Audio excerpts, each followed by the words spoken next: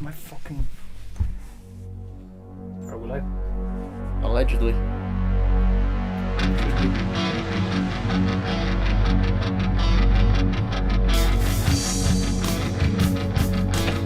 Okay. Vamos comprar. Tem 15 volts com a pecunia.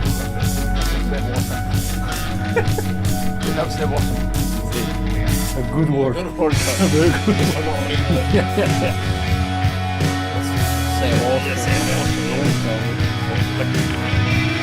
Okay.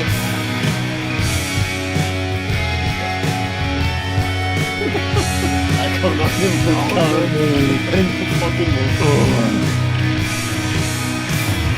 It's the least Iron Maiden drink ever. Welcome back to Music That Doesn't Suck, the place where we talk about music that is actually mindy and annoying. And today we're going to be dedicating for the first time, I can't believe it, a full episode to Iron Maiden. How is it possible this is only the first time we do it? I can't believe it. For real, it's ridiculous because it's a band that we have been praising since the beginning of this show. Yeah. And it always finds a way, like life, to be part of any goddamn conversation we have in the show. Yeah, if we're talking about, let's say, 70s prog rock, somehow we're talking about Iron Maiden. Yes. And today we had in the morning when we were deciding what the topic for today's conversation, we were actually discussing which album to discuss. Both of us came to the conclusion that it could have been Seven Son of Seven Son, Yes. or Somewhere in Time. And you may wonder, why did you pick Powerslave? Algorithm. They seem to stick in rage. That's honesty, no that's BS. You can't deny that what we do here is the first to that. So, we're going to talk about Powerslave, which happens to be way too good, man. Is that a comment, or is it just me? You're just seeing things. Okay. Yeah, relax. So yeah, Powerslave. Good album. It is very good. It's very consistent. More consistent than I remembered. Yeah. Because, of course, whenever we discuss an album in the show, we try to listen to it to revitalize or get, once again, create a familiar connection with it, right? Because I have to be very bad with naming everything on words. They tend to be hard. Yeah. So, I will be referring to my phone quite often. Yeah, no. Because I truly don't remember some of the name of the songs, and that's stupid because you have seen it, that happened that year. It was Yeah. But titles, man? God damn! No, I'm different on that regard because my memory is equally bad for everything. Okay. Yeah. So yeah. So look, first and foremost, let me say hello to the crowd. Oh yeah, sorry, yes. Have some manners, goddammit. So hello, Gus Boys. It's very glad to be. I'm very glad to be back, and it's great to have you here. And also, before we move on into the actual topic of conversation, would you like to introduce us to this drink that looks very much like Iron Maiden? It does look like Iron Maiden. Looks super Iron Maiden. Super Iron Maiden. This is a vodka martini. Look at that. That camera's not working. This is a vodka martini, and you can imagine it's basically a martini by replacing the gin with vodka. The thing is that this is the actual drink that James Bond drinks in the movies and also in the books. He does in the books as well. And it's very easy to make. It's just 2 ounces of vodka, half an ounce of dry vermouth, and call it a day. And olives to garnish. Yeah. And it's a very much, this is a classic album, this is a super classic drink, of course makes sense. Yeah, you gotta make the connection. I couldn't get the Iron Maiden drinks for today, because there is a, the beer, it would have been awesome having the beer. I have never tried a beer. Have you? Yeah, but it's fine. Yeah, it's a good beer? It's very good, actually surprisingly good. Because usually those gimmicky beers... You think, you wouldn't mind that, this is just a cash grab. It is not, man. Because whenever we see like a We're having doubles. in the audio. Yes. Oh, okay. Yeah, I can see It's it. fixed. Okay. Yes. So usually whenever you see like any form of brand or well, Iron Maiden is a brand as well. Yes, any form of brand doing beverages, and it's a brand that has nothing to do with beverages, it's just a recognized name, they usually suck. Yeah. Because it's just a gimmicky move, because they're just capitalizing on their brand power. Yes. But Iron Maiden worked. The good beer. It's actually surprisingly good. Okay. It has a smooth, bitter but sweet enough taste, very creamy, I don't remember if I think it's a stout, if I recall correctly. No, it's not stout. It's not that. It's a pale ale, I think, or red ale. I don't remember. Because it's in between a lager and a stout, so I think it's an ale of some sort. Being British, it gotta be. Yeah. And it's very good, man. It's very good. You would be very impressed, for real. The first time I tried it, I was like, I'm just buying it because goddamn Iron Maiden. Of the Maiden, of the irons. And I bought it, drank like, wait a minute. It became my actual beer of choice for almost 5 years now. No joke, for real. And somehow it's very much distributed in this country. You find it at Walmart. Yeah, for real? Yeah. That's interesting. Well, cheers, guys. Cheers. Never fails. It's so alcoholic. Yeah. Just Look. it's the real deal. Yeah, you like that stuff. Yes. So, Powerslave. Let's begin from the very beginning. The starting point. Aces high. Yeah. Damn. Look, the thing is, it's one of those albums that we already mentioned the consistency, right? It flows very well from beginning to end. No song feels like it's a letdown. But it already starts with one of the highlights. Because I do think that Aces High is one of the highlights of the album. But it's one of the highlights of their entire career. Agreed. It's a fantastic song. Such a great song, self-contained, like a very, very great amalgamation of everything of everything that makes Iron Maiden be Iron Maiden, right? I actually think it's a good song to get introduced to Iron Maiden to. It is indeed, man. Because it holds everything that makes them them. But it's not a super known song as The Trooper. Yes. Because The Trooper, we also had this discussion in the morning. Fantastic track. But I'm up to here with it. Yeah, it's very overplayed. Because it's overplayed. I love the song. I love the band. It's one of my 3 favorite bands ever in history. And I never listened to The Trooper. I definitely wouldn't skip it because it's way too good of a song. I try to avoid it. It's not that I skip it. I try to avoid it. Yeah, but it's not a song that I would pick to listen myself just because it's way too overplayed, man. But I get why it's overplayed because it's a great track. And it's a great way to introduce people into Iron Maiden as well. But I think Aces High is a better pick because it's short. Showcases everything. The introduction is fantastic. The 2 guitars playing in beautiful harmony. Playing a dramatic, intense, but kind of getting ready. Yeah. The drums used to develop tension, just for you're expecting what's coming. Yeah. Wow, And you're then like they go Iron Maiden. yeah, but fast, and this is about. It's clearly a plane taking off, man. Yeah. About to hit a combat. That's badass. Yeah. And they managed to embody the whole feeling of it with those few seconds of incredible music. Yeah. That's awesome. It is. The singing, go down the sirens. Yeah. Super cool, fast paced. He's run out of breath entirely to the track because it's way too fast, man. Even in the recording, How does that song goes live? the same but faster. For real? And he manages? Yes, he does. That makes Bruce, man. The thing is that he's always running out of breath.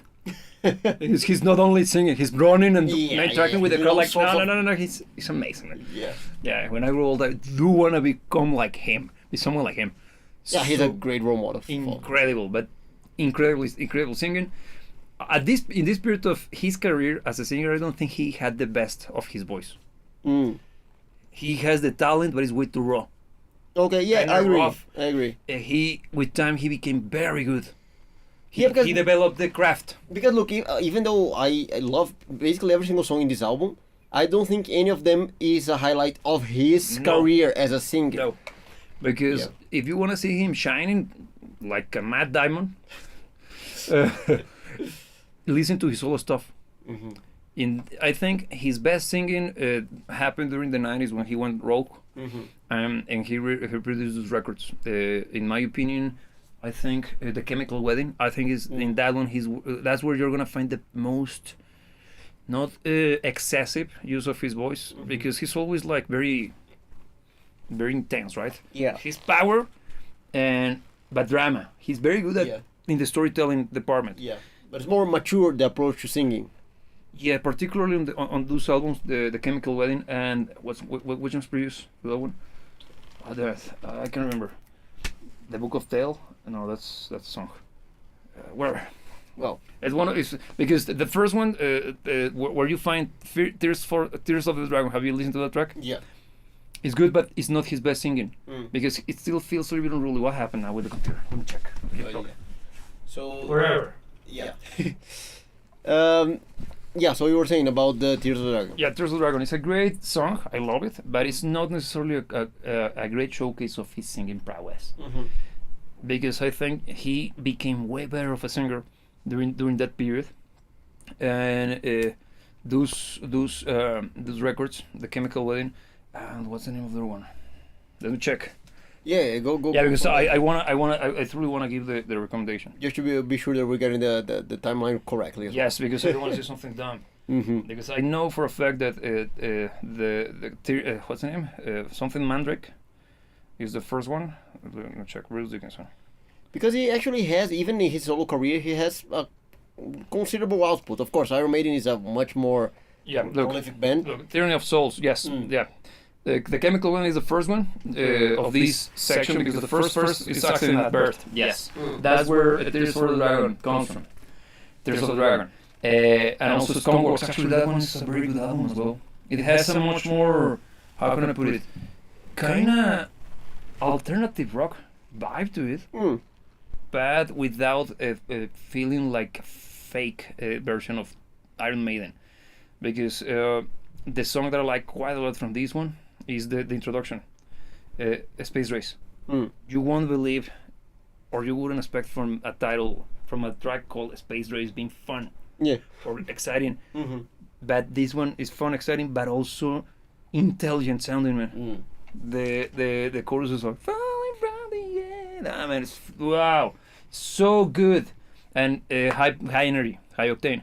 But whatever, Iron Maiden. I'm just saying that I don't find the singing in this record to be that good, because when he rejoined the band in the 2000s, that's when Yeah. damn, his best singing has been happening ever since. Yeah, because as you mentioned, and I agree, I think up until that point in time, it was still more raw talent than anything. Because the talent, of course, was there, his chops, his voice Very, itself, very present. his energy, because he compensated his, not lack of technique, No. but his not yet polished technique Yes. with quite a lot of energy. And energy is one of the key factors that make Iron Maiden. Full on, man. So it has worked since the beginning. Yes. But later on, he added to that technique, Yeah. because he actually learned how to sing very And well. it shows, man. And it shows. Yeah. Because this record has not a song that is kind of slower paced, right? Everything is high octane energy, rock and roll. It has moments. Yeah, but not Because you not have a couple- song like "Children of the Dam," Mm-hmm. which is from the Number of the Beast, if I Yeah. recall correctly. That's a much more slower paced, less. It's punchy, yeah. Don't get me wrong, but it's much more of a ballad Mm-hmm. than it is, or it's an attempt by Iron Maiden to write a power ballad from Yeah. the 80s. And this record has none of those.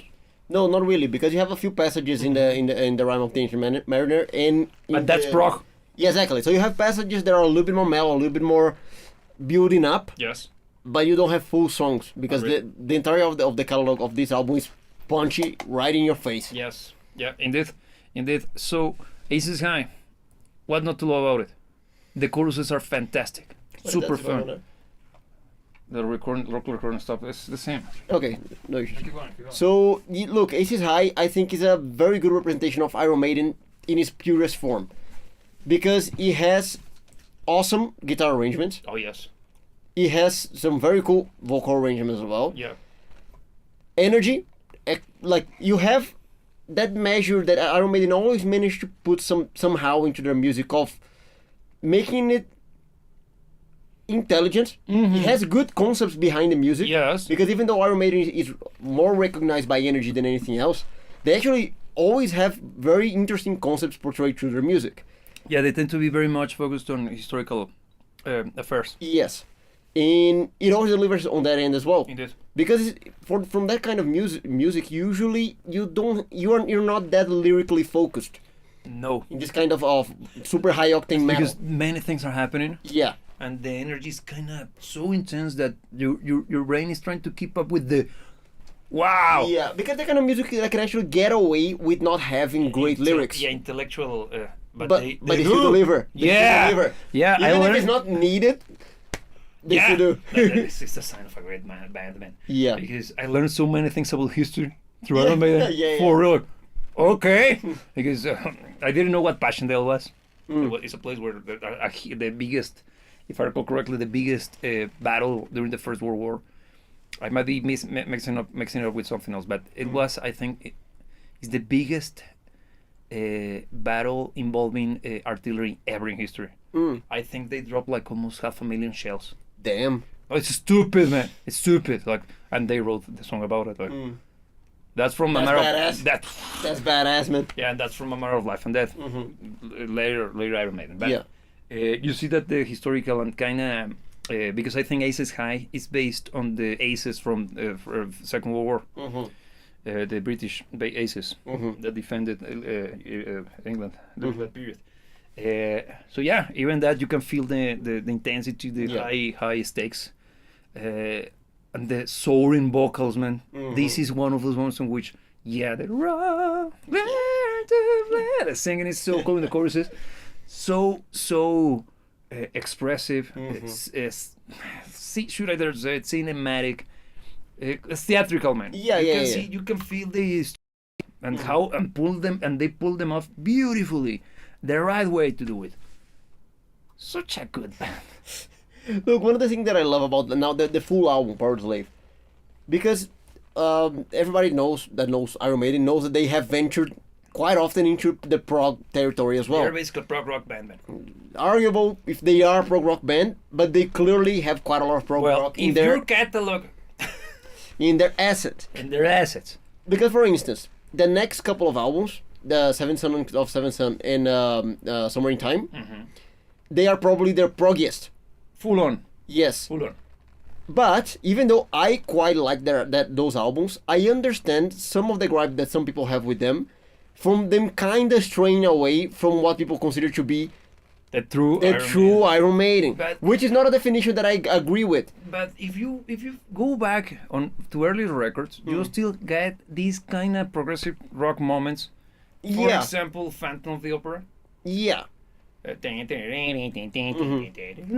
it has always been there. It has always been a part of the band's DNA, but it's not necessarily what defines them. No. And I think Powerslave is one of the most cherished albums because it has a measure of prog and still delivers what is considered to be the true Iron Maiden. So I think it's this kind of best of both worlds kind of scenario. I don't know if it's due to the fact that it has some of the most popular songs that follow up to Aces High. Yeah, 2 Minutes to Midnight is one of their most popular. If not, it's as popular, I think, as The Trooper, as The Number of the Beast. I don't think it's Unwasted Years, man. It's those songs that are always there. And whenever you see any live show, you'll see that there is always 2 Minutes to Midnight. Yeah, no, it's always there because it's one of those. It's not even a crowd pleaser. They're out to play it. Yeah, they have to. Yeah, they truly have to do it because the audience will be pissed off, man. It's one of those songs that they can't get away with not playing, and to good reason. Man. It's a good song. It is a Catch it. Yeah, those ones like because I remember as a kid, somebody lent me one of the many compilations that Iron Maiden has released across the years. Of their music. This one, if I recall correctly, is the one that is called The Best of the Beast. So it was released in the very early 2000s, right after they rejoined. Well, when Bruce rejoined the band, and it kind of reignited. I am a product of that push. It's a new generation of fans. So somebody lent me that CD, containing plenty of tracks. The opener was Aces High. So I played like, wow! I couldn't believe what I was hearing. I was a stupid kid. I can't believe it's not butter. I truly I wasn't even sure what butter was at that point, man. But it truly took me by surprise. I wasn't expecting such an incredible arrangement, and I never thought that you could use guitars like an orchestra. Because if you think. My innocent, stupid mind have heard before orchestral music. So like, this kind of sounds like if that when they do, of course, I'm trying to go back to my childish years, right? Because I have seen them doing this, and I even imagine this kind of makes me think of a conductor, man. Yeah, because the taka taka tan tan trrrr tan tan. I even like, yeah, kind of sounds like that, and then pa, wow. But whoa! I was blown away. Yeah. But faster, much more intricate, complex. Both guitars pan to the side, like, and the bass. The bass. The gigantic bass, way too loud. I didn't know that you could push instrument differently, and even at that point, it's like, that's good, but there are things. Their guitars are better. because for me, I was a kid, man. Everybody had a guitar, so yeah. That one in the middle is not as fun as the other ones. What's wrong? Well, whatever. It's so freaking loud. So loud, man. We were having fun with that earlier, right? Yeah, look, I know it's part of their charm, man. And it's always been like that. Yeah, because the whole thing about having the bass right in front of you, But like in your face, is part of Iron Maiden, man. Yeah, and I don't think at this point in time, after countless records, with that being a staple of the band, I don't even think we would be able to consider an Iron Maiden album if the bass was sitting correctly in the mix. because look, Iron Maiden is usually very, very not contentious, but there has been plenty of moments of fan base and plenty of discussions regarding their sound, because later records. People are claiming that these new records are unable to reach or to deliver the same sound as, or the energy, but rather, from the older records, from this one, for example. And they usually pick this one or Peace of Mind as the reference point, or even the Number of the Beast. But I think the core of the sound, the image in everybody's head, comes from these two albums, and to a lesser extent, the Number of the Beast. Yeah. Because nobody remembers the chorus on everything from Seventh Son and Stranger Strangling. No. Summertime is from that album. Yeah. See what I mean? Yeah, because look, Powerslave, I think it's probably the reference. Is their reference. Is that sound. And because somehow, and we were having this discussion as well in the morning, Iron Maiden is a band that if I can listen to the live show rather than the studio version, I go for the live show. When I always, almost by default, do the opposite. Why? Because the studio version is always better, sound-wise. Why? Controlled environment, proper mixing, environment, blah, blah, blah, blah. In a live show, it's rough. And you get the live version, right? Nothing wrong with the energy. That's actually what you try to do with mixing. The things that, okay, why would I listen to the lesser version? Yeah. But with Iron Maiden, the thing is that it's always better. The live show, the live version is always better. Why? It sounds worse. Yeah, but there is this. Band, look, the thing is that those they feel truly inspired. Yes, they do. Because they are one of those people, or some of those people. Your people. That actually are at their element when they are on stage performing in front of people. Full on. That's when you see them at their truest selves. Because they are playing even faster, but not by that much. It's almost like probably just 1 BPM. But enough to be more exciting. It feels better, man. Yeah. Because the track is, if you try to get the tempo, the metronome of the original, the original recording from the record, and then you listen to the live version, it's gonna be hard for you to see how different in tempo they are. Because they start to, of course, distance over time starts to happen, and you start to see that the live version is way faster. Yeah. But it's not by that much, man. No. But that little thing. The thing is that it's not only that it is faster, it fluctuates. Yes. Because they get carried away, and I don't mean this in a bad way. No. Because they truly are in the moment. The music grows, the music becomes more exciting, they become more excited, and they speed up, and they up the antics, and they up the irons, and somehow, and everybody rejoices. Yes. I don't know how the recording guys. Yeah. Kudos to them because damn, how they're catching lighting on a bottle, man. Every single concert. Incredible, but that's a huge job. Yeah. I don't know how many days they spent just setting it up, man. Because they captured the essence, man. It's not the quality of the. They know it's not gonna sound great. But if we do what we know these guys do, no man, and they have done it several times. That's the thing. Yeah.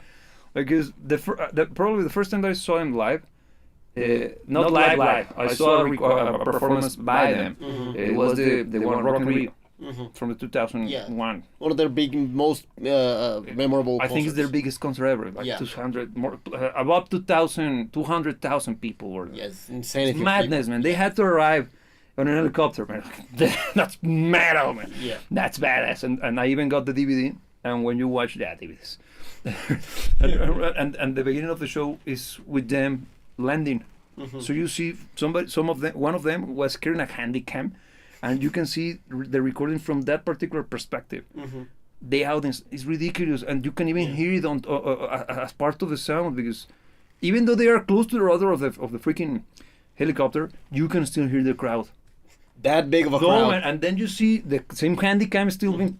I think somebody passed it around pass it down to one of their wives, and they are still recording. But now you see the end, they're like Bill Gates in front of the Congress, like a spastic. They're like, damn. And the first song they play is which one is it?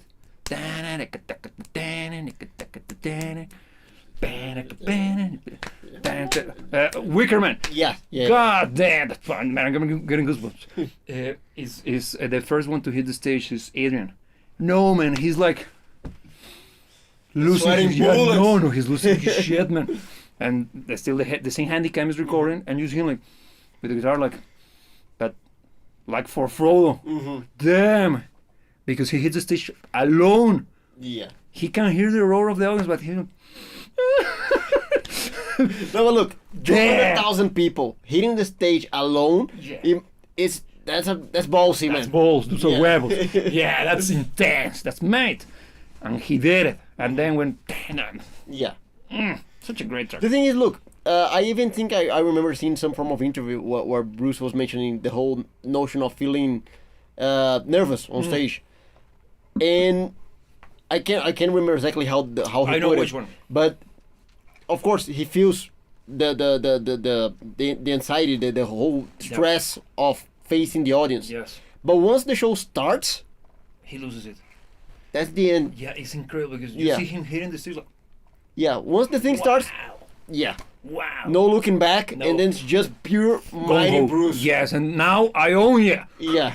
And he truly delivers. Fantastic. Yeah. So yeah, coming back to my stupid kid years, because this was a little bit of a tangent, but boyism when it comes to these bands is always present. I listened to Aces High, knock my socks off. I had to change socks so those could be. Yeah, exactly. I needed more socks to keep losing them by the might of the music. Then I kept listening to the record, and the record has the number of days and shit, right? But then 2 minutes to midnight hit. That's a song that I knew because the kid that lent me that CD told me that was his favorite. Okay, let's say. I'm thinking of wasted years, but. How does it begins?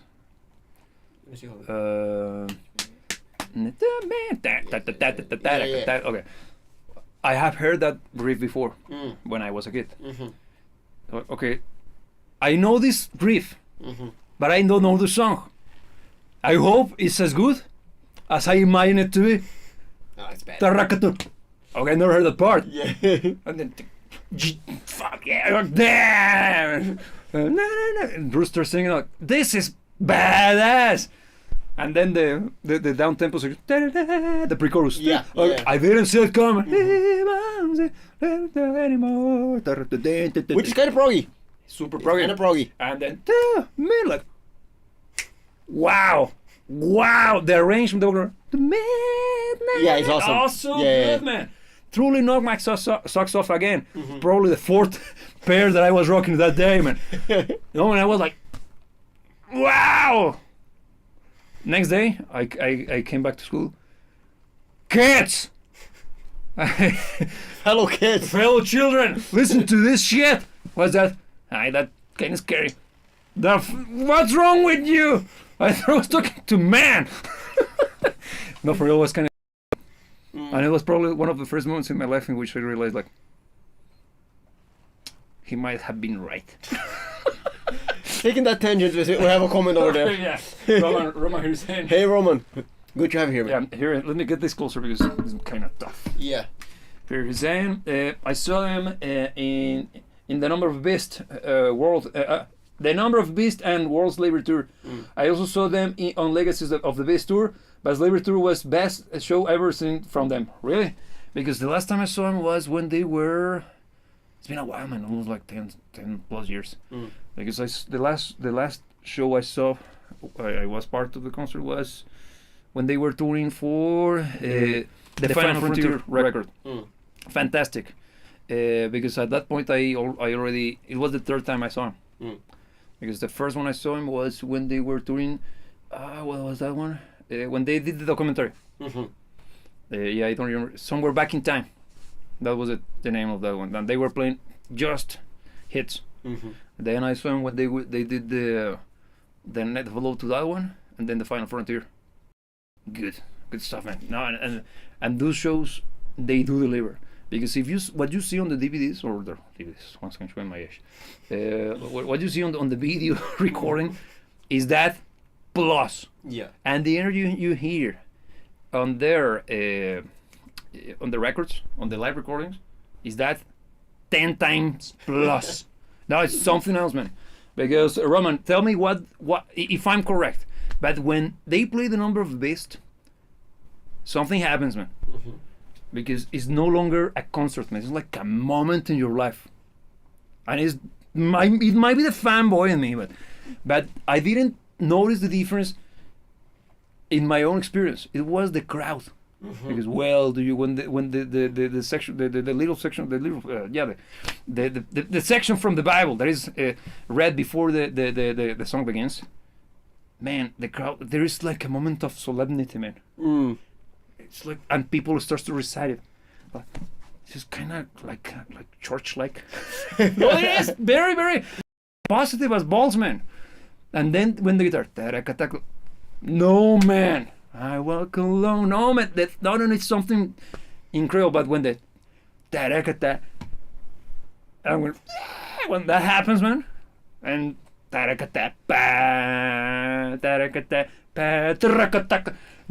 man, no, man, I'm getting huge goosebumps. It's something that you gotta experience, man. If you have the chance, go for real, because wherever I can tell you. We'll never get as close as possible to what it actually is being there, man. And I have seen basically everybody that I like, okay? And nothing has beat what they do, man. Yeah. You think Iron Maiden is the best concert you've ever been to? Concert-wise, no. Musical speaking, no. No, I'm talking about the whole experience of a concert. The thing is that it depends, man. Because I'm a bitch. So I'm such a prick, man, that... for example, music-wise, it was one of them theaters concerts. Fantastic. Performance-wise, sit by. Incredible. Not like knocks off. Loudest, Imbi. By orders of mine. That's a story for me, but that was insane. That was so fun. Best show, Kiss, ridiculous. I've never seen, and I saw already, and at that point I already have seen Royal Waters, and Royal Waters is also damn. What I can't believe that I'm here, because it was basically, it wasn't a stadium, so it was a huge production, but stupid, insane, man. They created the Darks of the Moon cover, but with prisms and shit, and light. So the prism appeared, but it was using holograms and lasers and shit, and it was floating up. Yeah, production-wise, that was nuts. No, something else, man. Something else. So, yeah, but Kiss is... no, man, you're like, wow!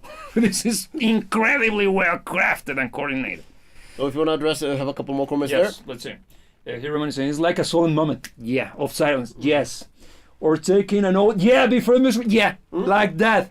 It feels like that. Let me reread it because my excitement took over. Yeah. The whole thing with the number of the beast. Roman here is saying that it's like a solemn moment of silence or taking an oath before the music starts. It feels like that, and they're like, well, like, damn! Yeah. And here's the next one. Gila with randomness. He's saying, Joe, over 4 years of Powerslave. Incredible, right? Nothing is 10 out of 10 after first listen. Really the most British album I ever heard. Actually good. Yeah, actually. Yeah, you can go more British than that. It's more British than making fish and chips. And yeah, and for a reason, the best. That's the thing. Look, in my opinion, and we said this at the beginning, but I consider, and I think both of us agree that Seventh Son of a Seventh Son is the better album, musically speaking. Or Somewhere in Time as or well. Somewhere in Time, because contender, both of them are very close. But that's from the perspective of being very picky in the quality of the music, right? But as a whole, Powerslave is way too goddamn consistent, and you made a good point at the beginning. It's very much the best representation of the band. Yeah, I do think it is. Because the other albums are more esoteric, more crazy sounding, more expensive. It's a good part of what Iron Maiden is. Let's say Seventh Son or Seventh Son is probably their proggiest album. It is. And they are proggy. Yeah. It's nothing new to them. No. But that album probably represents a portion of what is Iron Maiden. Yeah. Powerslave is probably the entirety of Iron Maiden crude in front of you. And you made a good comment in the morning because we were talking about which one? Wasted Years from Somewhere in Time. Yes. And you said beautifully, it's like them playing a song similar to Journey. Yeah. Yeah. Iron Maiden meets Journey. Yeah, it's basically that. And I love it. No, it's fantastic. Yeah. They did a great job with that one, but it's the least Iron Maiden track probably they ever wrote. The thing is, it's you got the Iron Maiden to them. Yeah. Because it doesn't feel like they're trying to be illegitimate. Let's say because it's a popular track. It's popular than most of their work, but it doesn't feel like a sellout track, even though it's popular. No. But it's showing you that you can be still legit and kind of find that pop element. Yeah. And a little bit of a tangent because yes, we're focusing mostly on Powerslave, but that track, it's also one of the highlights of a live show. For those who watch, to have the chance to see them live, something similar happens when they begin playing the Wasted Years, don't you think? Because it's high energy, high octane, but seeing the lyrics are kind of nostalgic and kind of heartfelt to a certain degree. And very sing-alongy, especially the chorus. Oh, the chorus is super. People, everybody sings, man. Yeah. Especially Adrian, because I told you the story that Bruce lets Adrian fail. That's a fun story, actually. It's a very fun story. No, and actually, you can see it. It's in one of the live show recordings. And you can beautiful. Like, Bruce, come on, they were fantastic. Here, Jiri saying, yes, Powerslave, Seventh Son, and Somewhere in Time can beat the triple. Indeed. Indeed. That's the best era, I think. I also think that is the best kind of when it comes to continuity, because you see a natural evolution of the sound. Because in Powerslave, you got the ending, which is the Rhyme of the Ancient Mariner, which is one of their proggiest song ever. It is indeed. Super proggy. Super long. Long as balls. Yeah, but the section in the middle sounds like Pink Floyd, straight out of a Pink Floyd record, right?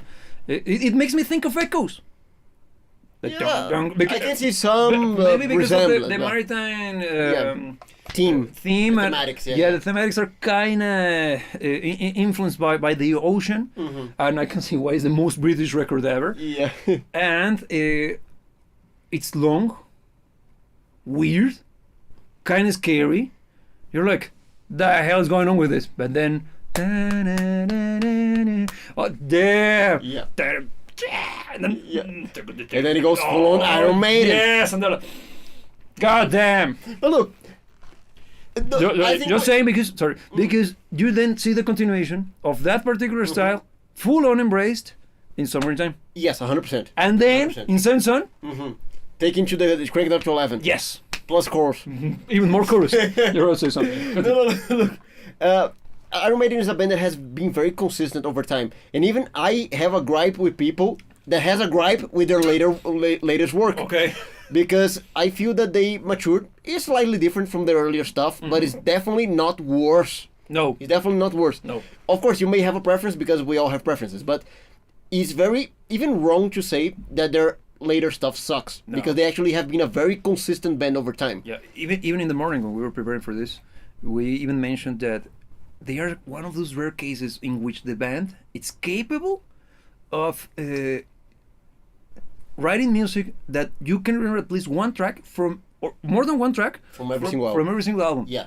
Damn. Yeah. That's tough, man. Yeah, that indeed. means that the pedigree that they are working with is insanely high. Yes. So let me check these comments here. Roman is saying first, Wishbone Ash and Thin Lizzy are key influences. Clearly. Yeah. Wishbone Ash is this band that I was trying to remember, man. Okay. Yeah, I remember that. You remember Yeah, well, like yeah, yeah. the one with the knight. Yeah, yeah. Wishbone Ash. Thank you. Key influences for their twin guitar harmonies, full on, man. Yeah. Thin Lizzy's, when it comes to the Clearly. guitar harmonies. Also Wishbone Ash, man. Yeah. The other major influences include Deep Purple, yeah, Jethro Tull, plenty of Jethro Tull. Yeah. When it comes to the more prog side. Yeah. Rainbow, clearly, Genesis and UFO. Yeah, we haven't talked about UFO. And actually, UFO, they always play Doctor before the show begins. That's how they let you know. They play the voice of Rock in Town and the PA on the PA. Yeah, by Thin Lizzy. And then by Thin Lizzy, and then that's when you arrive. And then when the show is about to hit or get started, they drop Doctor. Ding, ding. And yes, you're right, man. It's clearly you can hear the influence of these bands everywhere in their music. And Genesis is a great pick because that's probably the reason why they have the Wishbone Ash as well, the prog elements. Incredible.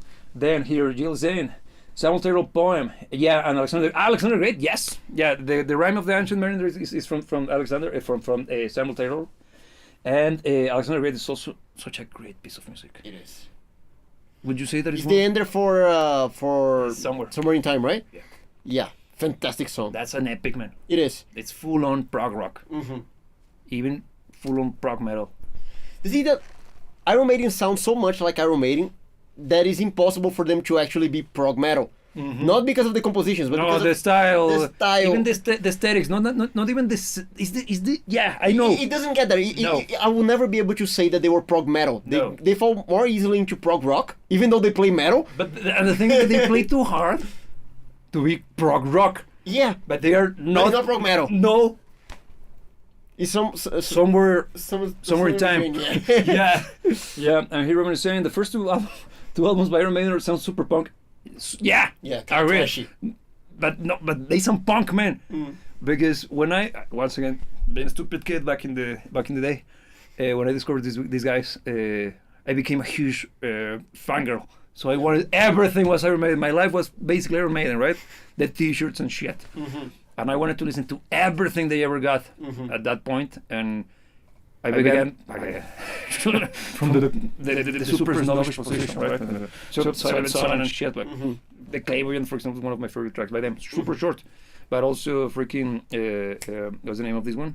Hollow by Thy Name. Hell by Thy Name, and even Fear of the Dark as well. So I was already like thinking of the high-end stuff, right? Yeah. And then somebody handed me what's the name? Killers. No, the first one, Iron Maiden, man. The one with Skinny Eddie. Even though. Are you sure it's the same guys, man? Because I thought this guy, that's kind of bad. Because I had in my head Eddie, but from Killers. That's the one, right? Or the one from The Number of the Beast. I played that MFR. Which one was? Woman in uniform. Like, okay, this is there. Wait. That's not a singer. Who's this guy? It's Paul Diano. I didn't know at that time that Bruce was the second singer in the band. Like, it's not bad that he's not. It's not that guy. Yeah. I wanted to. So no, I wouldn't say that I got disappointed, but it sounds very punkish, man. And I would even dare to say that Bruce probably was such a big of an influence that pushed the band to a different direction. But I also think that Steve Harris is the one that is quite into prog rock. And also Adrian Smith. Because Adrian, his guitar style is very Gilmoreish.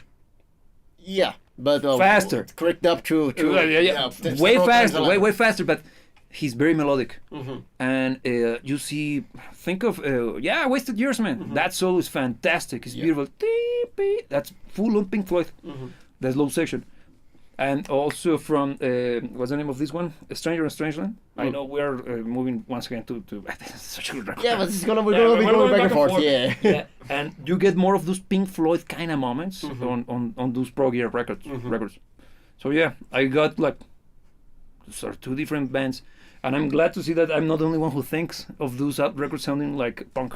The whole thing, look, the Poliano era is not bad by any means, but it's one of those cases where Bruce has such a tremendously impactful and remarkable personality in the way that he impacted the whole band that it's even hard to acknowledge the fact that Bruce is not from the inception of Iron Maiden. Yeah. Because I feel like it's one of those cases where he's such a definition of the essence of the band Full on. that it's kind of hard to picture the band without him. Yeah. And he wasn't even there to begin with. Yeah. Yeah, and he didn't last that long either. Yeah. He then got replaced in the 90s. Yeah. But, let me check the comments here. Jiras is saying, I saw the band in 93 for the first time. Even I'm old as a rock. Before that on VHS. Damn. Yeah.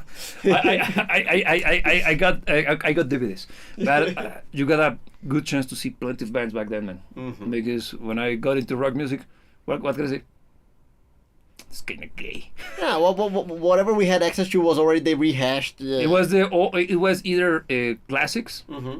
I wasn't. What I mean is that you guys got the chance to be there when the thing was real. Yeah, indeed. What we got as kids was just like riding on the the incredible legends that they were already. Yeah. And I always fathomed this idea in my head that, man, being there. Yeah, in the making of those when great they were acts. doing this, man.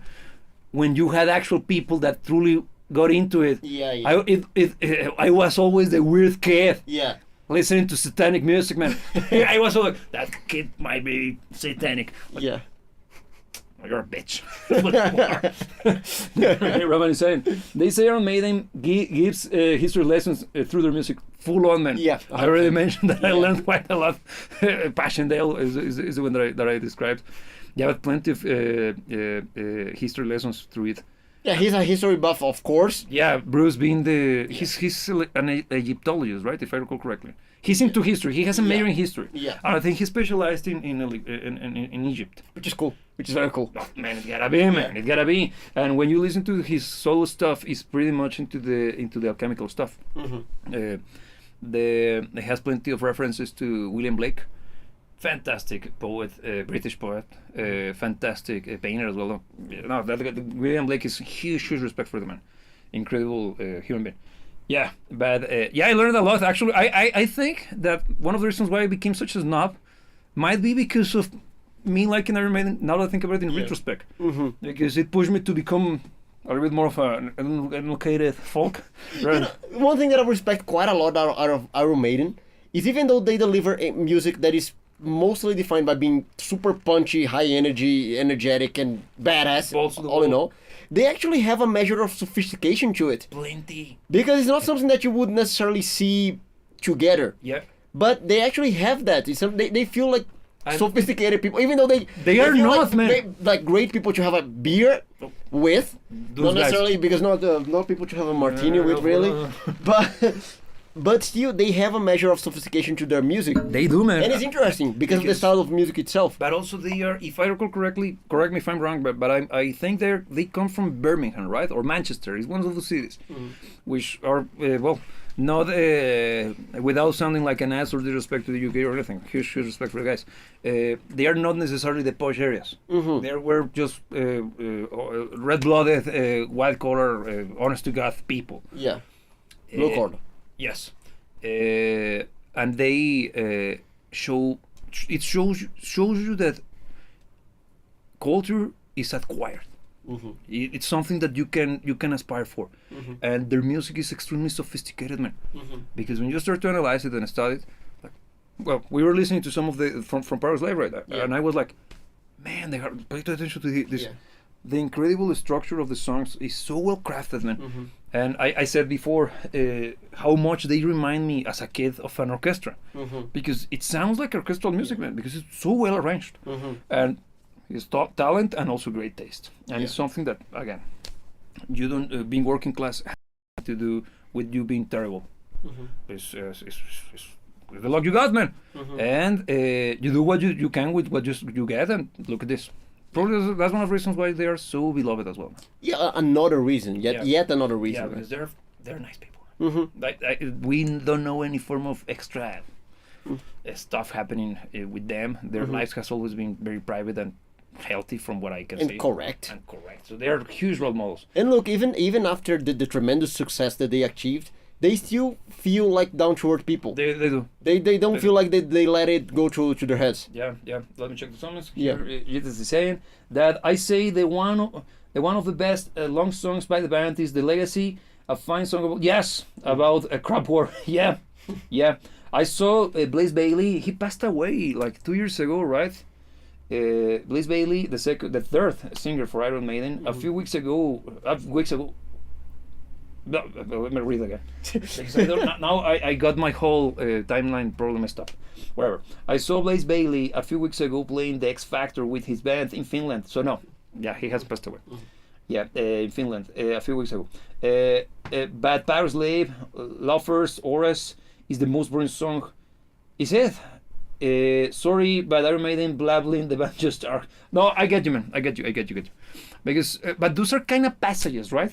You didn't fully read it. Yeah, I don't know. Loafers Ores, the about Powerslave. Oh, is it the instrumental one? It's the instrumental one. No, I like it. Oh, I like it. I like it. But I think it's very important for the album. You need to listen to it in context. Yeah, I agreed. Because not a song that you're gonna just sit down and listen to it alone. I get you.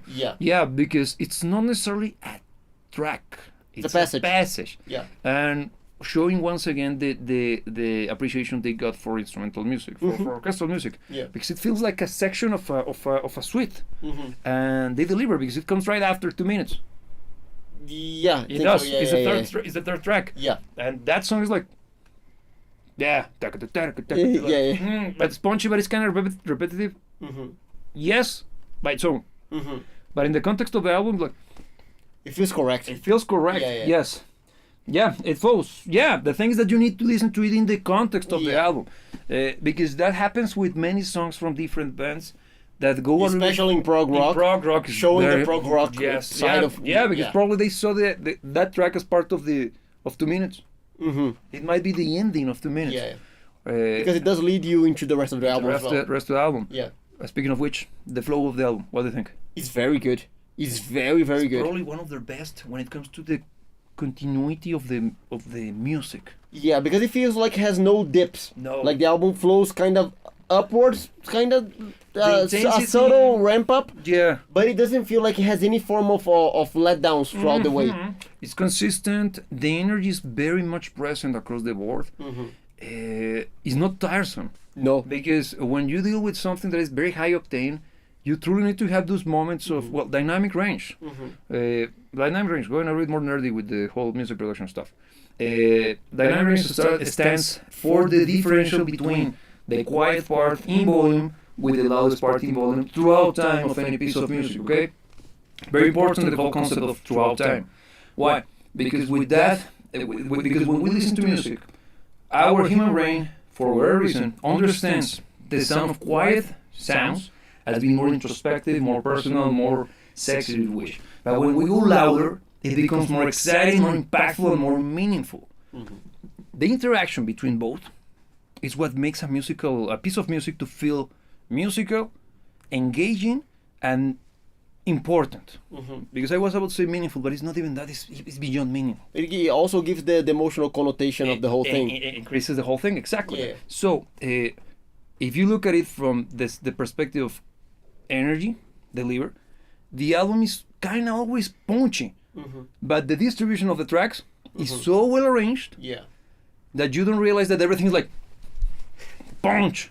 Third time. The thing is that even though all tracks are punchy, they managed to spread out across the album very well pinpointed sections within the songs of moments of not necessarily quiet, but of that dynamic range that you're describing. Which makes the punchy parts even more meaningful. Because I'm thinking, for instance, the Ender, the Rime of the Ancient Mariner, is a very dynamic song. It's an extremely dynamic song. That's basically prog rock. It is indeed.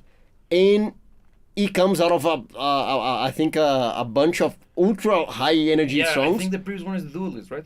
I think you have No, it's Power freaking Slave. it's Powerslave, exactly. That song is loud. Because I think you have in sequence the Duelist, the Village. Yeah, Getting Out of the Village. That song's Yeah, good. yeah, and then you have the Rime of the Ancient Mariner, Mm-hmm. and you needed that Yes. kind of moment of not full on introspection, but No. not full on badassery either. Yeah. Because when it delivers hard. You. Yeah. You truly feel the intensity. And yeah, Yeta is saying yes. Well, the album to me is a 10 out of 10 because it does flow. Look, I'm gonna ask you guys. Yes. He being part of the conversation. Where would you rank Powerslave in the catalog of Iron Maiden? Yes. Would you say that it's like their best, Good question. or where would you fit it? Good question. Where would you fit it? Good question. Look, Yeah. Well, when you were asking the guys, I was trying to come up with my answer. So, but Mm-hmm. the things that I'm gonna explain my reasoning Okay, go ahead. because I think it's gonna be better for me to explain myself rather than to just say it. Yeah. Okay, go ahead. Right? Okay. Look, I think the Number of the Beast has some of their most iconic songs. Mm-hmm. The thing is that you find most of their uber popular stuff in the Number of the Beast, Peace of Mind, and Powerslave. Mm-hmm. From the perspective of historical relevancy or cultural impact, Yeah. those albums are basically equal in importance. Mm-hmm. Then, does that mean that that's better, musical speaking? Not necessarily. An open question. Yeah. Then, this album, no, the follow-ups to these guys, Mm-hmm. Somewhere in Time and Seven Son. Seven Son, and even Fear of the Dark, or No Prayer for the Dying. I think that No Praying and Fear of the Dark are part of the same era. Mm-hmm. They are not necessarily the same as Powerslave, not Powerslave, Somewhere in Time and Seven Son. Yes. Why? Because I think the band went places with those two albums. Mm-hmm. They tried to see. They became very ambitious, and it showed, man. Yeah. Because the exploration of sound crafting is no longer just badass guitar tone with punchy drums and loud bass. In this case, was straight effects. So those guys from Pink Floyd. And still with loud bass. Yeah, the bass was. Yeah. So yeah, you see that there is this exploration feature that I find to be super important. So from a musical legacy, I think those two albums are superior when it comes to that. Okay. But keep in mind the historical cultural importance, because you can say the same about the cultural importance of Fear of the Dark. Mm-hmm. Damn it, Yeah. every goddamn teenager has annoyed you with that song. Edgy teenager, of course. It's a good song, man. Fantastic. No, it is plenty of passages. The whole thing. You know every Yeah. single section because what not to love. Then the stuff from the 90s, we don't talk about that. And it's not Blaze Bailey's fault. Okay, the band was everywhere, man. But they still wrote great pieces of music. And the things that Blaze is not the sound of the band, man. Mm-hmm. He's a good singer, but no, man, no. Yeah. Then Bruce comes back in the 2000s. Mm-hmm. Fantastic comeback. Did they manage to rekindle the light? Yes. Yes, they did. Yes. The thing is that you also see that they evolved, musical speaking. They produced a much more mature sound. Mm-hmm. Not better, just mature. Yeah. It feels that the band, you can see that they are no longer the youngsters that wrote the first albums. Yeah. And you feel the expertise, the much more precision. Bruce sings better than ever. Mm-hmm. They've had the 3 guitar arrangement now. The songs are very much fully featured live, and also the expansive nature of the band expanded, for lack of a better term. Mm-hmm. And you got records such as Dance of the Dead. Mm-hmm. Fantastic song, fantastic record. As good as the older stuff? That's a question. Depends on what you look for. Mm-hmm. Because in my opinion, these eras, all of them have something very integral that you can find fantastic for the band. And again, I know, huge fanboy here, but I'm trying to be as objective as I can. Yeah. Because I don't know where I could put some Powerslave based on this. Because if it was about just cultural relevancy, I would go for The Number of the Beast. My opinion, because it has Hallowed by Thy Name and The Number of the Beast alone. Those two songs, from a cultural perspective, damn.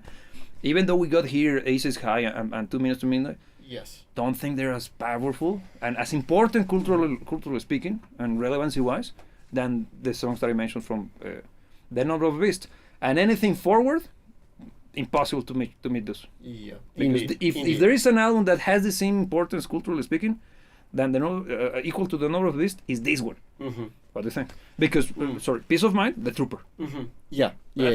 Look, before I give my own take, just rest in the comments there. Here, Jitas is saying Powerslave also got calm parts. Yes, the song itself. You see that the emotion and the dynamic range is very much present, and that's why it feels so nice to listen to Powerslave and then Summertime. Like, of course, makes sense. They were already doing it. Yeah. The thing is that the songs they wrote by that point in time were kind of them testing the waters, just dipping their toes in. Yeah. And the next album, full on, and then I go, there! This is Pink Maiden. So, yeah. Okay, look, my own take on Powerslave, because actually, as you were doing your own exposition, I had to reevaluate certain things. Of course. Because as I was thinking to myself, my own preference, my favorite songs by Iron Maiden, and the ones that I feel more attached to, are either in Seventh Son of Seventh Son or Somewhere in Time. More than likely, my favorite tracks are in Somewhere in Time. Okay. I think they have their best tracks, personally speaking. The thing is, when you brought into the conversation the whole thing about the historical value, I actually began reevaluating the position of Powerslave as perhaps their best album. Yeah. Because I think it is the album that has, at the same time, songs that I love, songs that bring into the equation some of the aspects of Iron Maiden that I absolutely fangirl about, both the octane energy and the more cerebral kind of proggy elements, kind of good balance, while being extremely culturally relevant. Because, for instance, Seventh Son of Seventh Son, even though it's an album that I love, is not an album that falls into ultra relevant culturally speaking. Usually kind of the ugly duck. Yeah, but Powerslave once again kind of feels like the best of both worlds. Yes. And I wasn't thinking of Powerslave as their best album, but from this outlook, it might be. Yeah, that's why I'm very divided then, because personal preference, I go for even the newer stuff. I happen to love plenty of the music from the newer era, particularly Brave New World and Dance of the Dead. Those albums are fantastic. Yeah, they sound better live. But that's probably their Achilles heel, because in contrast to this, you can hear the record from the album sounding like live. Yeah, and that's something that they haven't managed to achieve, and we will go down that road later on. Yeah, because the production values, there is something about this record. These three records, because even you can still feel that magic happening all the way down to Seventh Son. But the next albums after Seventh Son, something happened, man. Yeah, they did something. Probably they tried to be more hi-fi. Yeah, it loses a little bit of the magic. Yes, here Jitas is saying that 2 Minutes to Midnight, Da is the power of the Cold War. Yeah, and when I listen to that track, not only I try to, it's a great song, man. But also, it has that particularity that allows you to go back in time, right? Yeah, they truly capture the zeitgeist of that era, man. It's difficult to do, but that's art. That's art at its finest. Yeah, because the true definition of what art is, you got one here. Because look, and once again, praise to Iron Maiden for accomplishing this. Because, and speaking of cultural relevancy, man, god damn. Because usually, even though metal music is highly appreciated, it's usually not necessarily considered artistic, especially heavy metal. I'm talking not from the people that appreciate. Can I get my Greta? No, but look, I'm not talking from the perspective of people who appreciate it. But let's say a full-on normie is not gonna listen to metal and think, we have a word for those. That's artistic. Peasants. The thing is, I feel that one of the things that make music awesome is not only sounding good or being exciting, it's actually holding value culturally speaking and emotionally speaking, because you mentioned the whole thing about being able to capture a zeitgeist. that's also part of the artistic value that music has. It does. It's being able to resonate with a particular point in time in culture and with a particular mindset of people. But think about this, man. I couldn't be further from the Cold War. And still we can resonate. I get it. Yeah, Yes, yeah. that's art. So, but one thing, this is art, because art is supposed to transcend time as well. Yes. Even though it captures an era, it frames it in a way that you, outside of the era, can understand it. Yes. And that's the true magic of it. Yes. And you see it very consistently being a part of Iron Maiden's music. Yeah. It's very much In different eras, because they have been a long-lived band. Yeah. How long have they been around for? 50 years plus now? I don't think 50 plus, but definitely 40 plus. Yeah. It's a long time, man. It's been a long time, man. Yeah. That's legacy, man. Yeah, and now, speaking of the sound, Mm-hmm. what do you think about the sound of the record? Of the Powerslave. Yes. I like a few things, and I dislike a few things. Could you elaborate? Look, we already made plenty of jokes regarding the bass. Look, for those of you who know, we're in a recording studio, okay? Yeah. This is the only corner we found. So I know a thing or two about it, and he's been working here for a good while, so yeah. And I happen to be quite a snob when it comes to sound, okay? Yeah. So let me give my not that snobbish take first, Yeah. and then you give yours. Yes.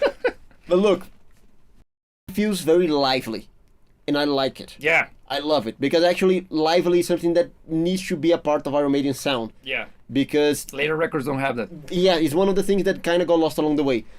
I think this one, once again, it sits right in the sweet spot, because the earlier stuff feels a little bit more raw, Mm-hmm. and then they became a little bit more well crafted now from a sound perspective More- along the way. Okay.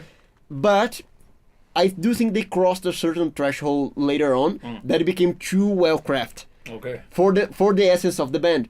I think Powerslave is the right balance in between being lively and kind of raw sound. It's not raw sound, it's already super well produced. Yeah, it's super super worked well on. But if it has that kind of raw element to it Mm-hmm. that I love, and I think it's super Iron Maiden, there are a few things that I don't like specifically. I like the overall. Such as? The bass is way too loud. We already established that. It's super loud. Because even we were listening to guys, it's on top of the guitars, man. Yeah. It's not only loud, it's louder than the guitar. Yeah, even as loud as the vocals. Yeah.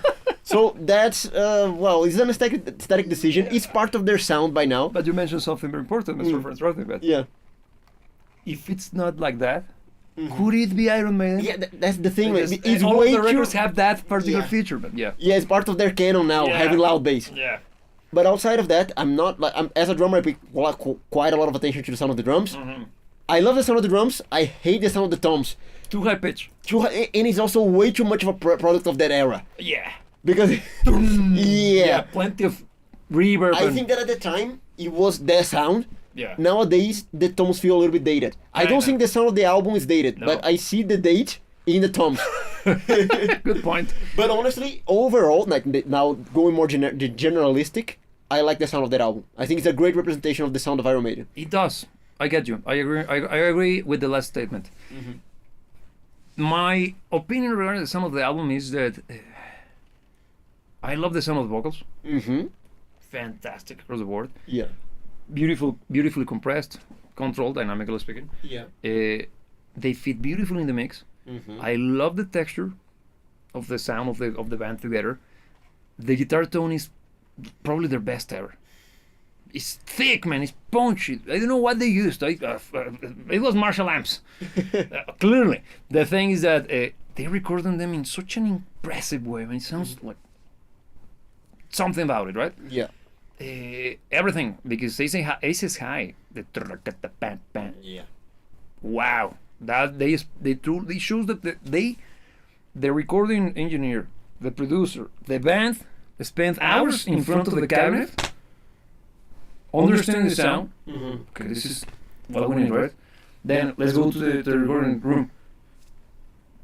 I'm moving the microphone until they got it, and it shows, man. Mm-hmm. Sadly, the bass is louder than that.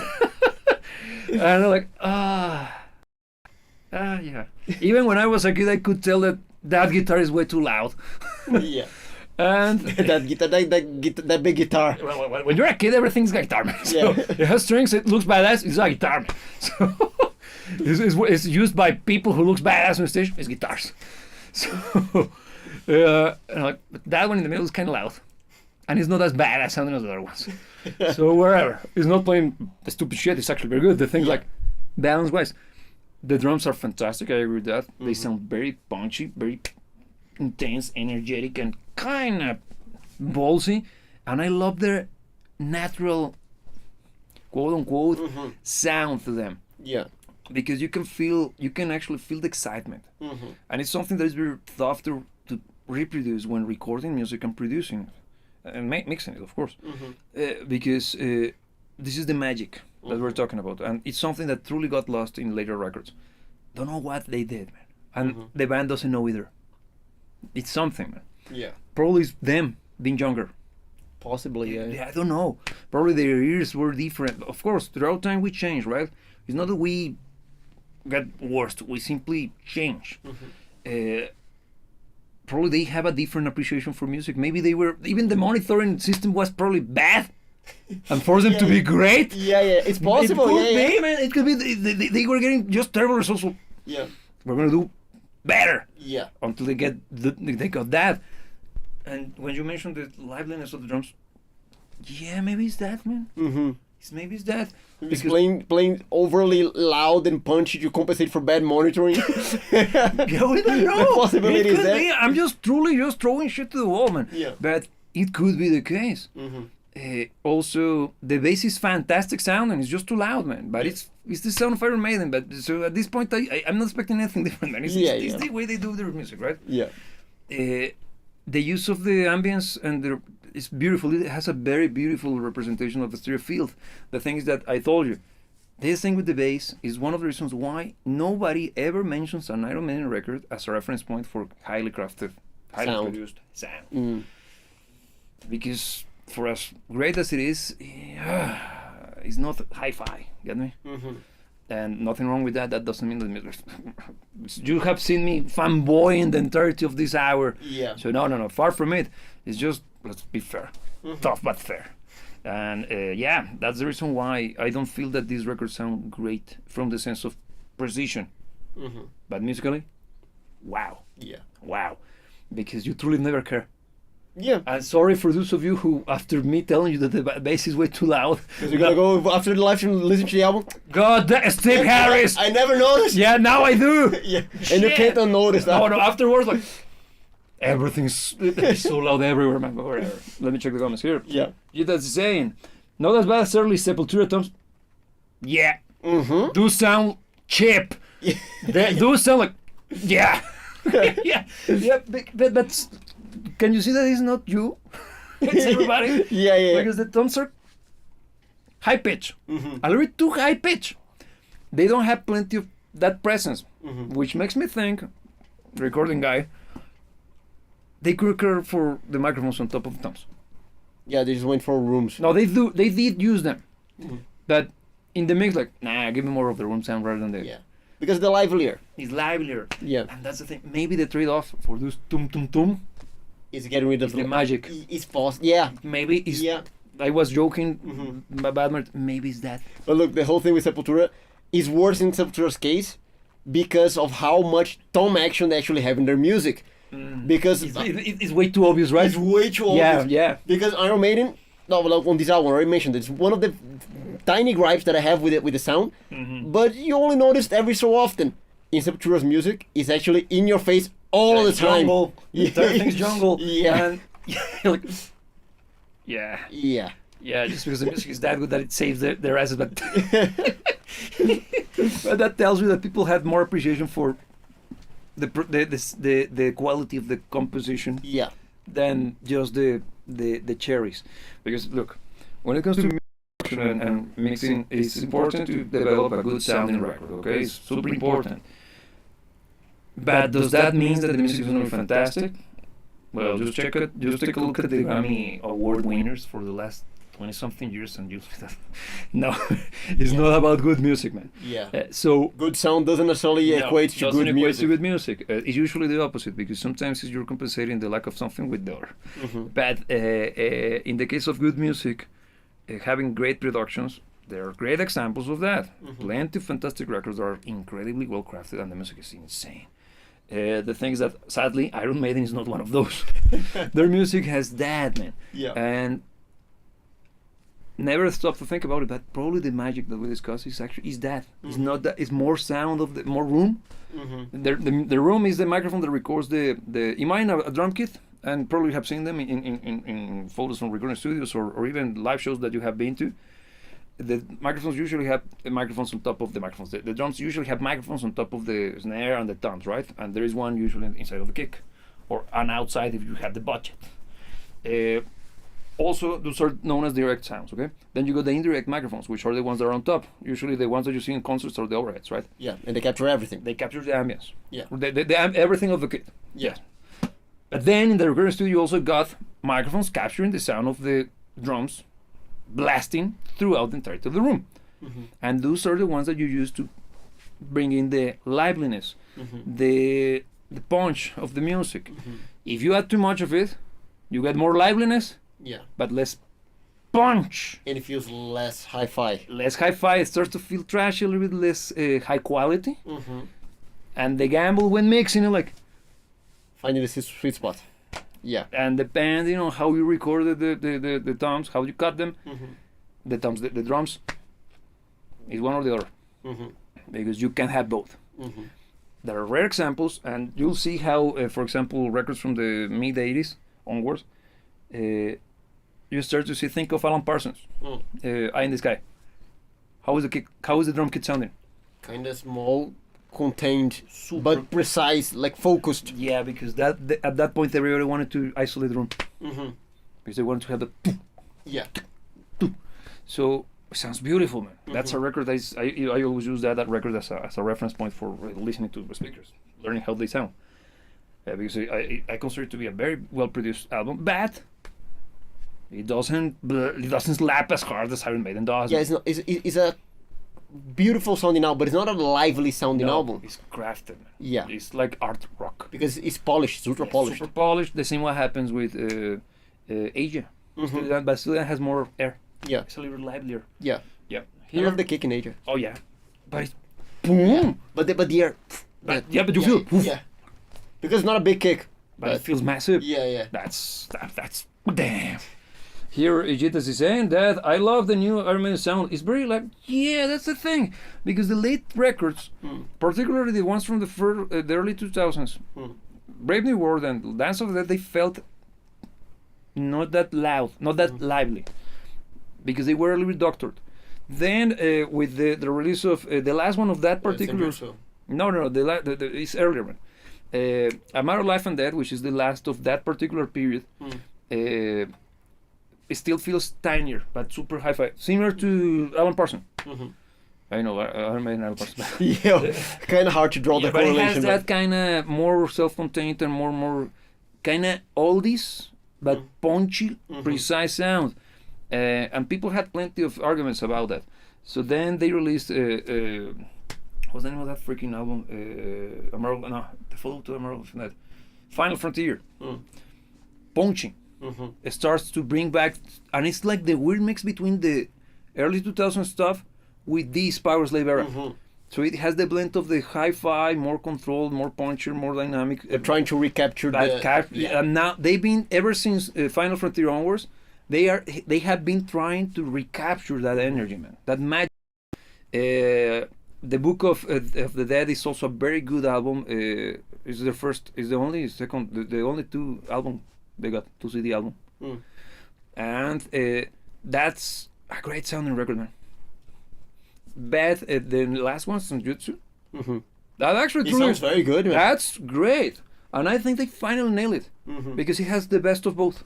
Yeah, the thing is that on that album is interesting because I think it's an album that wasn't well accepted by the fan base because of the compositions. That's because they don't have the trooper, man. No. The thing is, look, I actually think that album was the closest thing in sound to the era that people likes the most. Yeah. But the compositions weren't.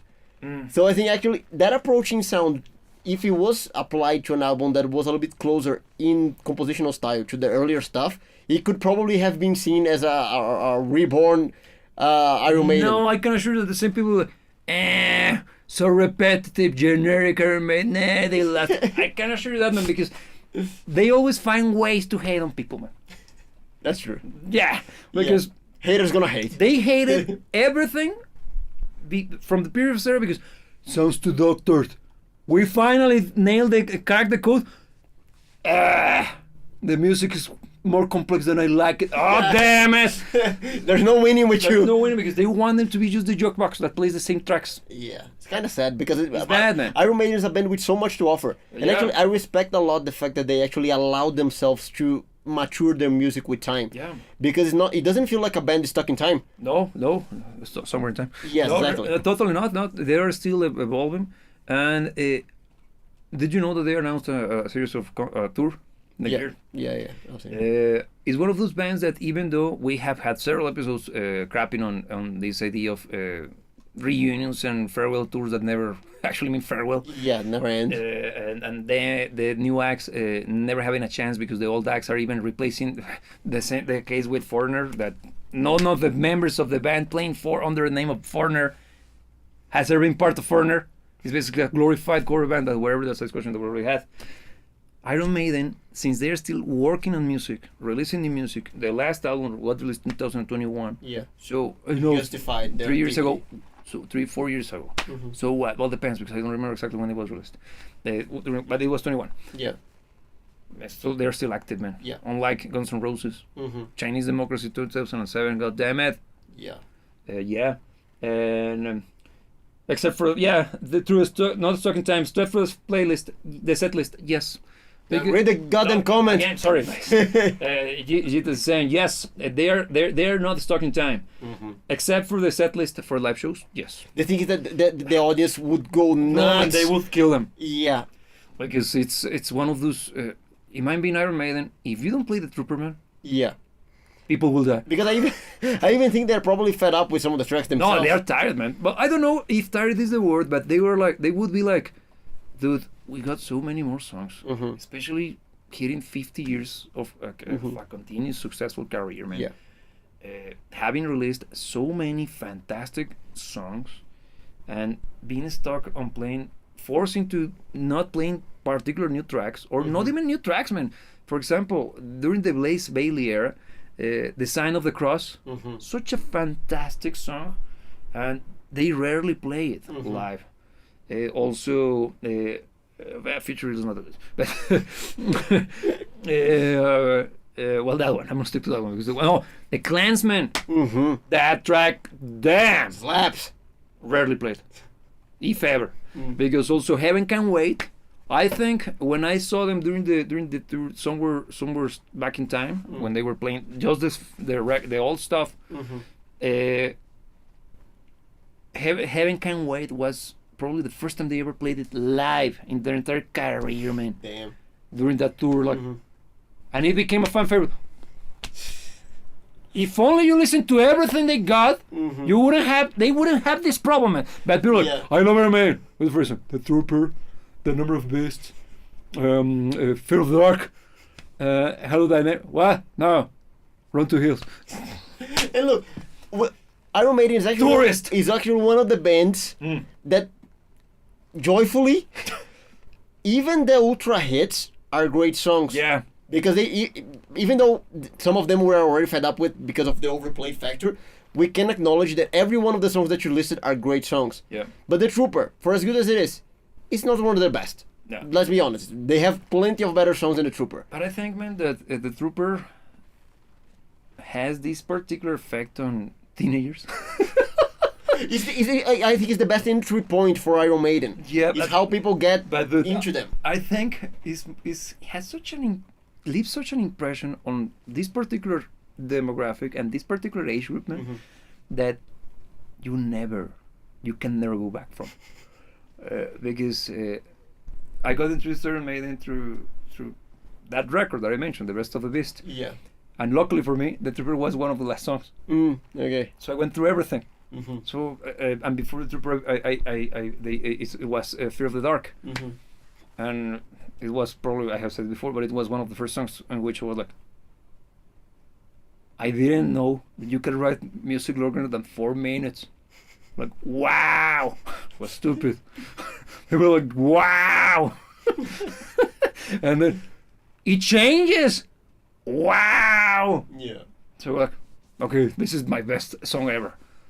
Then I kept listening to the record, and what was the name? It's also 8 minutes, and it was after the Trooper. I want to forget that one. Yeah. So I skipped the Trooper.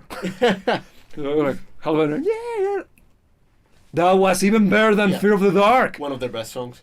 So let's listen to the other one, because I remember that one. Somebody already showed it to me. Ah, it's that one. Yeah, it's good. Yeah, it's good. But no more. Yeah, because after those. But when I finally found kids that got into Iron Maiden as well, like 3, the Trooper, man, the Trooper. Gosh. Got a couple of Even comments among my peers, I was a pariah, man. there. That's the usual. Yeah, the usual. So, let's see. Roman here is saying, Bruce solo albums are pretty good as well. Yes. Tattooed Millionaire, Balls to Picasso, Mandrake Project, to name a few. Yeah, I would recommend Tyranny of Souls and Chemical Wedding. The Chemical Wedding as my personal favorites. Because those are the ones in which I mentioned during the first section of this discussion, that in those albums is where you hear Bruce singing at his best.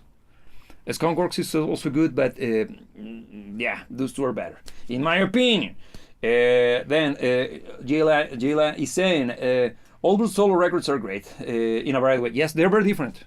Because if I recall correctly, well, the ones I like, he's playing in down-tuned guitars, and some of them are even in drop tuning, like metal, Yeah. like evil, Those heavy. like yeah, like the what's the name of this one? Arrives away, the King in Crimson. Man, that if I blast that bad boy, you're gonna think it's freaking Gorgoroth. It sounds evil as shit, and the riff like, this is badass, and this is gonna be like, yeah, right, and just starts to. Is that Bruce? It is. Damn! No, you're blown away. Like you're like, wow. Nah, man. Like when I listened to that one, I got my shit. No, man, it was like there. I was there. My shit was over there. Yeah, all over there, man. Like, Yeah. damn, the whole wall, man. Like, balls to, yeah. No, insane. And I also then later I listened to the Tears of the Dragon from is the Mandrake, right, project, if I recall correctly, or Balls to Picasso, I don't remember. Okay, this is a great ballad, and there is a ballad version rather than the rock and roll track. Both of them are beautiful, and okay, Bruce has plenty of things to say and do. So great. No, it's a completely different musician. And I can see why probably they parted ways for that period. But the sound that Bruce produced during that era was pretty much inspired by the modern metal. Metal. And Iron Maiden still retained the 80s new wave sound that made them famous. Then here Roman continues. He's saying the Steve Harris solo album British Lion is good as well. Yeah, I think if I recall correctly that no, that's Adrian Smith solo effort. You know, who he is a collaboration between him and you know whom? Rich Kotzen. For real? Why haven't I heard that? Living under a rock or something, man. You're not a fan. You're not true. Apparently, I'm not. You're not, man. Yeah, British Lion is very, very, very fun sound. It's like how can I describe it? It's not. It sounds Iron Maiden, man, because Steve Harris is bad. It has a little bit of Def Leppard. It's a little bit more hard rocking. It's not metal. It's not heavy metal. It's more on the hard rock style. Great, everything, fantastic, energetic, kind of fun sounding. It's not happy, mind you. It's exciting. And Steve Harris, Adrian Smith with Kotzen.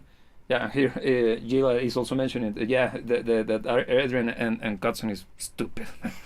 Because when somebody told me, man, have you seen this? I think the first record was released during the pandemic, man. The pandemic. So, what's the name of the project? I call them the freeloaders. Because like, man, these two guys have been, of course, they had nothing to do. so they gotta do something, right? Yeah. Because like, why would you both play together? Get me like. But how did it turn out? No, it's good, man. It's very good because both of them are very fantastic musicians and fantastic guitar players with completely different tools and different assets, man. And the combination, when I saw like, you gotta work, man, because if they fail, like, man, it will be kind of like a double negation. It's where good and good means bad. But it gets close to what in sound? What's the how does it go? Because for instance, I can't imagine Richie It's like a Kotzen mix of both, man. like doing Iron Maiden, for instance. Think of the no, it's not Iron Maiden, man. The thing is that Adrian Smith has plenty of Gilmore-ish moments, right? Pretty much kind of these melodic, bluesy, because he's great playing blues, man. And Richie Kotzen has this cool factor. Yeah, it's ultra cool. This funk thing that, Yeah. God damn it. Yeah. Iman, when he plays hard, like when Richie Kotzen with his whole stuff goes, the toughest he goes. Think of this one. What's the name of that one?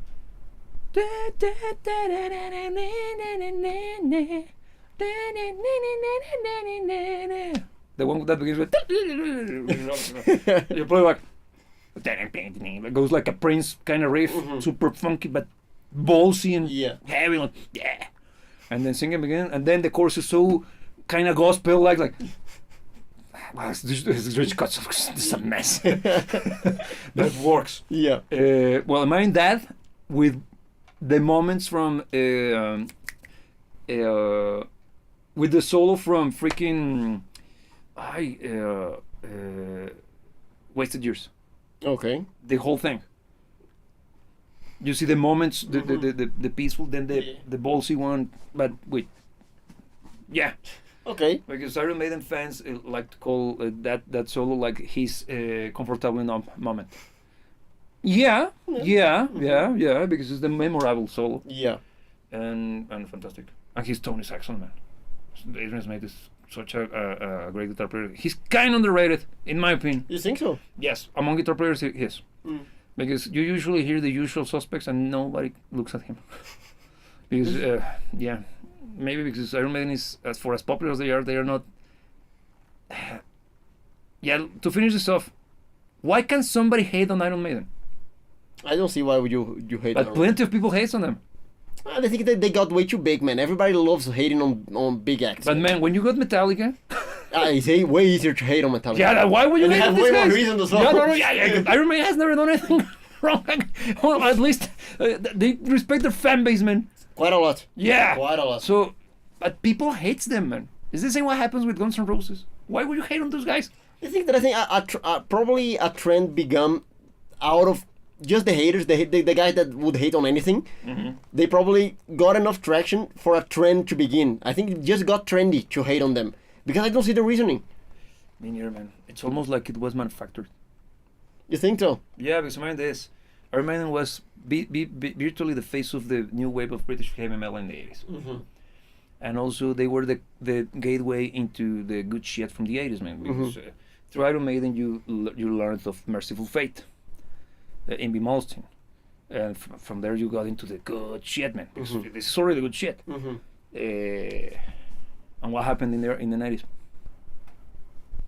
It took a turn for the worse. Well, grunge happened, and 2 years ago, everybody loved badass guitar rock, like Eddie Van Halen, and I was like, nah, we don't do that anymore because that's oldies. What do you do? And we don't play guitar here. Just saying, think about that, man. But look, conspiracy theory. Because I find quite interesting that the people who hate on Iron Maiden happens to be from that particular generation.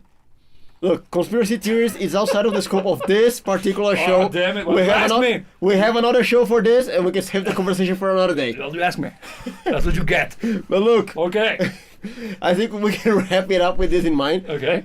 For those of you who are here for the first time, we do this on a weekly basis. Every week we're here talking about music that doesn't suck Yes. while having a drink amongst friends. Yes, so And you're more than invited. Yeah, you are invited. And if you want to be a part of this conversation next time around, subscribe to your channel, ring the bell, do the whole shebang. Leave a like because it's been an hour and a half Don't be cheap, for God's sake. of fun girling over Iron Maiden. Yeah. So you might as well. Yes. Anything else you would like to add to the conversation before we go? What's your favorite song from this album? From the album is the last one. Rhyme? Is the rhyme, yeah. Because that's an epic. Is it Iron Maiden doing an epic? It is indeed. For me, it's the first. Yeah? Alpha and Omega juice. You're right. Like Star Wars. Yeah, no, I go for Aces High because it's like no more. Yeah, it's what it is. No bullshit. Yeah, straight to the point, Yeah. and it's gonna knock your socks off, man. And it does. Yeah. It does indeed. I'm not wearing socks for whatever reason. I still haven't found them. They've been missing ever since. So yeah. So with that being said, thanks for joining, thanks for watching us. Every single time we meet you, we remind you that you should never let anybody tell you what to do about, and for God's sake, don't drink and don't eat the yellow snow. Yes. And we'll see you when we see you. We got a new man. I'm tired. I'm tired and botado. It was long. It was good, but it was long. Yeah, at least the vodka was with me. Yeah. That kept me like, at least I can drink.